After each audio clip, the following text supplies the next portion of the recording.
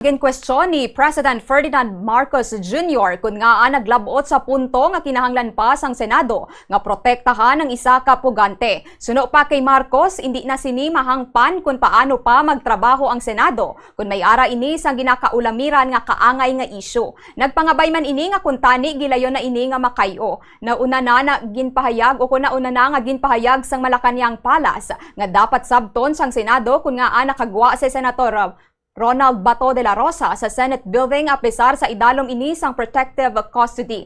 Ginakabig si de la Rosa nga isa ka fugitive from justice kag ginapangita na subong sang kapulisan bangod sa standing arrest warrant sang International Criminal Court.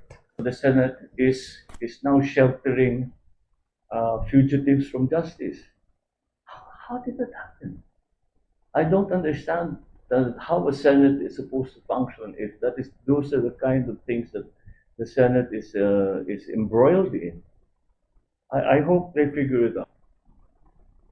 Hindi naman pabor ang presidente sa ginaproponer nga amyendahan ng rules sa isang Senado agod pasugta ng online voting. Suno sa presidente nga ginahimo lamang ina sang tiyempo pa sang COVID-19 bangod sa peligro sa ikaayong lawas. Suno pa kay Marcos nga daw kaangay nga para lamang ini kay Senator Ronald Bato de la Rosa nga pagsulundan agod makaboto ini apesar nga wala ini sang pisikal nga presensya sa session hall.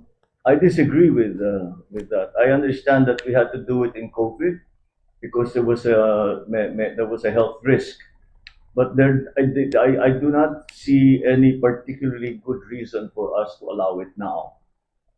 It seems to only be applicable to Senator Bato para makaboto si Senator Bato dahil nagtatago siya. For someone who is actually a fugitive from justice, na hinahanap ng pulis, na hinahanap ng Interpol at may arrest warrant galing sa ICC, palagay ko hindi siya dapat magpumoto hanggat dumating siya dun sa Senado.